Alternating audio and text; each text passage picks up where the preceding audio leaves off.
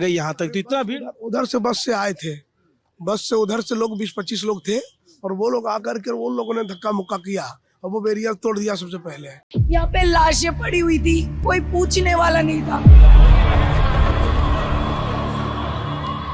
मलबे में से लाशें निकल रही थी। ये आप देखेंगे एक ट्रैक्टर भर करके यहाँ से कपड़े, लत्ते, चप्पल सब कुछ ले जाया जा रहा है। भगदड़ के जो निशानियां हैं उसको हटाया जा रहा है। कम से कम 7-8 ट्रैक्टर गए।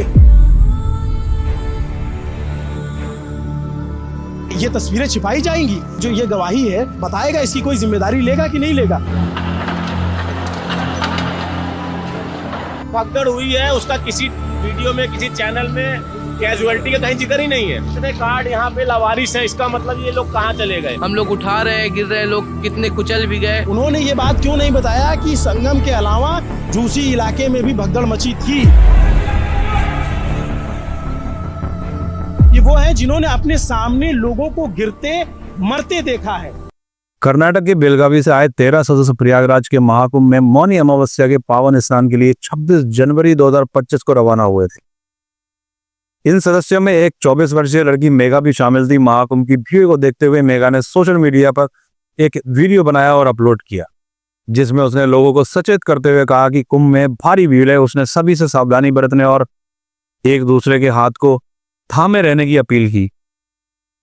दुर्भाग्यवश मेघा खुद उस भगदड़ की शिकार हो गई जिसके बारे में उसने लोगों को पहले ही आगाह किया था। इस हादसे में मेघा के साथ उसकी 50 वर्षीय मां ज्योति की भी जान चली गई। यह घटना सोशल मीडिया पर तेजी से वायरल हो गई क्योंकि महज कुछ समय पहले ही मेघा ने दूसरों को संभलने की सलाह दी थी। इस हादसे की खबर कर्नाटक के मुख्यमंत्री तक पहुंची, जिन्होंने मारे गए 4 कर्नाटक वासियों के शवों को वापस लाने के लिए विशेष विमान की व्यवस्था की। हालांकि मेघा और अन्य मृतकों की मौत ने सभी को झकझोर कर रख दिया। महाकुंभ के दौरान प्रयागराज के झूसी क्षेत्र में भी एक बड़ा हादसा हुआ, जिसकी खबर मीडिया और प्रशासन ने लगभग छिपा ही ली थी। लेकिन जब एक पत्रकार वहां पहुंचा तो इस घटना की भी सच्चाई धीरे धीरे सामने आई। दोस्तों, महाकुंभ जैसे बड़े आयोजन में लाखों श्रद्धालु आते हैं। ऐसे में प्रशासन की जिम्मेदारी और आयोजन की व्यवस्था पर सवाल उठना स्वाभाविक है। मेघा की कहानी न सिर्फ इस हादसे की गंभीरता को उजागर करती है, बल्कि हमें यह भी सिखाती है कि सतर्क रहना कितना जरूरी है। आदाब दोस्तों, मैं हूं फरहान मलिक, आप देख रहे हैं स्पेशल रिपोर्ट। प्रयागराज के महाकुंभ के दौरान झूसी क्षेत्र में हल्दीराम कंपनी का एक बड़ा स्टॉल लगा हुआ था, जिसमें बड़े अक्षरों में लिखा था largest snacks company of India. इस स्टॉल के आसपास का माहौल एक वायरल वीडियो की वजह से चर्चा में आ गया। वीडियो में हल्की भगदड़ के बीच लोग आते जाते नजर आ रहे थे। ये वीडियो सोशल मीडिया पर तेजी से वायरल हुआ और इसकी खबर लल्लन टॉप के पत्रकार तक पहुंची। क्योंकि ये पत्रकार प्रयागराज से ताल्लुक रखते थे, उन्होंने इस वीडियो के पीछे की सच्चाई जानने की ठानी। कुछ समय की मशक्कत के बाद 29 जनवरी 2025 की रात करीब 12 बजे वे झूसी स्थित इस हल्दीराम के स्टॉल तक पहुंचे। वहां का दृश्य चौंकाने वाला था। स्टॉल का आकार एक बड़े स्टोर जितना था और उस जगह पर जेसीबी मशीन और मजदूरों के जरिए सफाई का काम चल रहा था। सैकड़ों की संख्या में पुलिसकर्मी और मजदूर वहां तैनात थे। जेसीबी मशीन के जरिए वहां बिखरे चप्पल, कपड़े, बैग और अन्य सामानों को इकट्ठा किया जा रहा था। हजारों की संख्या में छोड़े गए सामानों को ट्रैक्टर और ट्रक में भरकर वहां से हटाया जा रहा था।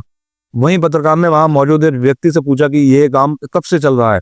उस व्यक्ति ने जवाब दिया कि सफाई का काम शाम 6 बजे से शुरू हुआ था और अब 7-8 ट्रालियां भरकर सामान को हटाया जा चुका है। लोगों का मानना था कि संगम तट पर हादसा हुआ है, लेकिन झूसी में जो नजारा था वह कहीं अधिक भयावह लग रहा था। हजारों की संख्या में लोगों का सामान वहां पड़ा था, जिसे साफ करने के लिए भारी मशीन का सहारा लिया जा रहा था। यह घटना ये इशारा करती है कि महाकुंभ जैसे विशाल आयोजन में सिर्फ संगम तट तक ही नहीं, बल्कि अन्य स्थानों पर भी व्यवस्थाओं और सुरक्षा को लेकर बड़े सवाल खड़े होते हैं। अमावस्या के स्नान के दिन एक जगह नहीं 2 जगह भगदड़ मची थी। प्रशासन इस बात को क्यों नहीं बता रहा, ये सवाल है। और सवाल इसलिए है क्योंकि बताए भले नहीं, लेकिन तस्वीरें कहाँ जाएंगी। ये आप देखेंगे एक ट्रैक्टर भर करके यहाँ से कपड़े, लत्ते, चप्पल सब कुछ ले जाया जा रहा है। ये अगले दिन की तस्वीर है जब मैं ये वीडियो रिकॉर्ड कर रहा हूँ। तो रात के 11:42 हो रहे हैं, 29 जनवरी की रात है। और आप देखेंगे एक ट्रैक्टर अभी कपड़े लेकर के गया है। मोहन को मैं बोलूँगा कि मोहन आप थोड़ा इधर आए, तो फिर मैं दिखाऊंगा कि यहाँ पे किस तरीके से अभी भी उस भगदड़ के निशान बाकी हैं। उस को समझ जाएंगे सिर्फ संगम पे भगदड़ नहीं मची थी। खबर जितनी भी चली वो ये कि संगम पे भगदड़ मची थी, लेकिन ये जो झूसी का इलाका है वहाँ पे भी भगदड़ मची थी। और उसके निशान आप देखेंगे, ये जूते, चप्पल, बैग, तमाम चीज़ें यहाँ पे बिखरी पड़ी हुई हैं। सफाई कर्मी लगे हुए हैं, उनको आप देखेंगे यहाँ पर जो भगदड़ मची उसके बाद आप देखिए कि क्या स्थिति रही होगी। चप्पलों की आप गिनती नहीं कर सकते हैं, इतनी संख्या में चप्पल है। ट्रैक्टर लगा करके हटाया जा रहा है, तो आप स्थिति का अंदाज़ा लगा सकते हैं। मैं जब ये वीडियो, क्योंकि जो भी खबर चली वो चली उधर की कि संगम, हम लोगों को भी ये था कि संगम में कुछ हुआ है, लेकिन ये झूसी का इलाका है। ये देर शाम तक हमें पता चला, तो हमें खोजते हुए यहाँ आए। इधर ये सीधे यहाँ पार करके झूसी का इलाका आ जाता है। आप देखिए ये सारी निशानियां यहाँ पे पड़ी हुई है। चीख चीख से पूछ रही हैं कि प्रशासन, जो हमारे मेले के जिलाधिकारी हैं, मेले प्रशासन के जो जिलाधिकारी हैं, मेले के जो एसएसपी हैं, मेले के जो डीआईजी हैं या तमाम आला अधिकारी हैं, क्या इसको छिपा रहे हैं? वो इसके बारे में क्यों नहीं बता रहे हैं? क्या मुख्यमंत्री तक ये सारी बातें पहुंची हैं? झूसी में घटित इस हादसे पर अब तक कोई चर्चा नहीं हुई थी, लेकिन पत्रकार की मौजूदगी और इस मामले को उजागर करने के बाद यह घटना भी सोशल मीडिया पर तेजी से फैलने लगी। यह घटना प्रयागराज के महाकुंभ की उस भयावह सच्चाई को सामने लाती है जिसे प्रशासन और मीडिया ने कहीं न कहीं दबाने की कोशिश की। झूसी इलाके में हल्दीराम का स्टॉल इस पूरे घटनाक्रम का केंद्र बन गया, जहां भगदड़ के कारण सैकड़ों लोगों की चप्पलें, कपड़े और सामान बिखरे पड़े थे। 29 जनवरी 2025 की रात इस पूरे हादसे की शुरुआत हुई। बताया जाता है कि जब लल्लन टॉप के एक पत्रकार इस घटना की जांच के लिए मौके पर पहुंचे तो स्थिति बेहद गंभीर थी। जेसीबी मशीनें, चप्पल, बैग और कपड़ों के ढेर को मलबे की तरह ट्रकों में भर रही थी। यह देखकर अंदाजा लगाना मुश्किल नहीं था कि भगदड़ कितनी भयावह रही होगी।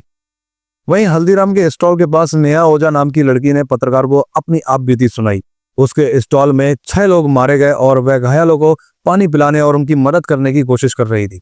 उस लड़की का दर्द यहीं खत्म नहीं हुआ। उसने प्रशासन पर सवाल उठाया कि जब इतने बड़े आयोजन की तैयारी थी तो सुरक्षा के पुख्ता इंतजाम क्यों नहीं किए गए। उसने बताया कि भगदड़ के बाद प्रशासन की प्राथमिकता आम लोगों की मदद करने की जगह इलाके को जल्द से जल्द साफ करना थी, ताकि सच्चाई सामने ना आ सके। क्या हुआ था दीदी कल? आप लोग बहुत जल्दी आ गए, आप लोग बहुत जल्दी नहीं आ गए, बिल्कुल नहीं पता चल पाया था कि यहाँ कुछ ऐसा हुआ। तो आप लोग कितने लेट हैं। हम पुलिस को क्या बोले, आप लोग भी तो लेट ही हैं। बिल्कुल क्षमा मांगते हैं आपसे, बिल्कुल माफी, क्योंकि हमें पता ही नहीं चल पाया। प्रशासन ने भी, तमाम लोगों ने सिर्फ यही कहा कि संगम की तरफ भगदड़। यहाँ पे जब बची वो तब कहाँ थे? यहाँ पे कोई इंसान नहीं था, यहाँ पे कोई हेल्प के लिए नहीं था। 4 घंटे हम अकेले हेल्प कर रहे थे खुद का। ये हमारी रिस्पॉन्सिबिलिटी नहीं थी कि लोग यहाँ पे पानी के लिए मर रहे हैं, हम लोग उनको पानी दे रहे हैं। यहाँ पे 6 लोग मरे हैं मेरे दुकान में, उसकी रिस्पॉन्सिबिलिटी कौन ले रहा है? और वो उनके खुद के रिलेटिव्स नहीं थे उनके साथ। और पुलिस वाले क्या बोल रहे हैं, ओ इतने लोग मर गए, oh and they are just counting. हमारे लॉस का क्या? हमारा दुकान टूटा उसका क्या? उसका कोई रिस्पॉन्सिबल नहीं है, नॉट इवन पुलिस। कितने बजे ये हुआ? ये सुबह हुआ है 4 से लेके 8 बजे के बीच। पूरा आपका पूरी दुकान तहस नहस हो गई। मैं एक वीडियो देख रहा था, अंदर तक लोग थे। ऑब्वियसली अंदर तक लोग गए हैं और कोई हेल्प के लिए नहीं था। नोबडी। 2 लोग पुलिस के लोग आ रहे हैं, ये 2 लोगों का बस का था क्या? कितने लोग यहाँ पे थे? 15 से 20 लाख लोग थे और 2 पुलिस हैंडल कर लेगी? यहाँ पे फोर्स की जरूरत थी। आप लोग इतने लेट थे और आप कितने 12 घंटे बाद आ रहे हैं। हम इसके लिए क्षमा प्रार्थी हैं, हमें बिल्कुल नहीं पता था।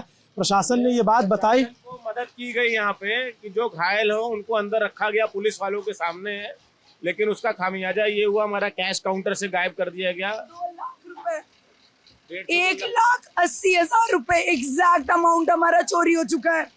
हमारी सामान इतनी सारी बिखर गई, हमारा काउंटर तोड़ दिया गया। उसकी रिस्पॉन्सिबिलिटी कोई नहीं ले रहा, पुलिस सुन नहीं रहा हमारा। बस लाशें काउंट हो रही है, यहाँ से उठा के जा रही है। जो भगदड़ हुई है उसका किसी वीडियो में, किसी चैनल में कैजुअलिटी का कहीं जिक्र ही नहीं है। कहाँ थे महाराज जी? हम लोग तो यहीं थे। एक बस आकर के उधर खड़ा हुआ उस बस में से 15-20 युवा लोग उतरे और इसके बाद वो लोग आकर के सब भगदड़ यहाँ पर मचाए। उन लोगों ने आकर के और वो बैरियर को जबरदस्ती तोड़ दिया और तोड़ने के बाद जब वो भीड़ चली है, बस कैसे आ गई यहाँ तक? तो इतना भीड़ उधर से बस से आए थे, बस से उधर से लोग 20-25 लोग थे और वो लोग आकर के उन लोगों ने धक्का मुक्का किया और वो बैरियर तोड़ दिया सबसे पहले। और वो बैरियर तोड़ने के बाद में जो भीड़ चली सो संभली नहीं और फिर एक दूसरे के ऊपर गिरते चले गए। 5 बजे दीपा जो वीवीआईपी के लिए बंद था उसको भी खोल दिया गया था और वो इसी वजह से नागा साधु जितने अखाड़े जो थे उन्होंने अपना मना कर दिया था शाही स्नान करने नहीं भी लोग निकले। देखिए अब ये जो है रात के करीब 12 बजे जेसीबी लगाई गई है और जेसीबी से जो बचा हुआ अवशेष है, आप इसको क्या कहेंगे? ये जो भगदड़ के जो निशानियां हैं उसको हटाया जा रहा है, क्योंकि सफाई कर्मी बहुत देर से इसको हटा रहे थे लेकिन वो हटा नहीं पा रहे थे।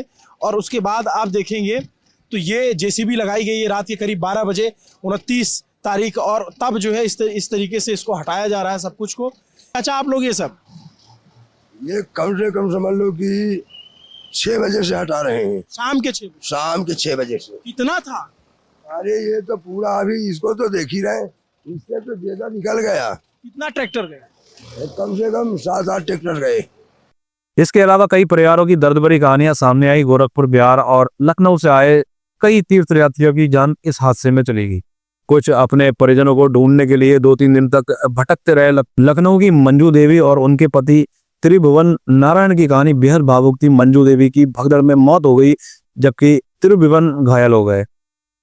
प्रशासन की नाकामी, डीएम, एसएसपी और डीआईजी जैसे बड़े अधिकारियों के विरोधाभासी बयान इस हादसे की गंभीरता को उजागर करते हैं।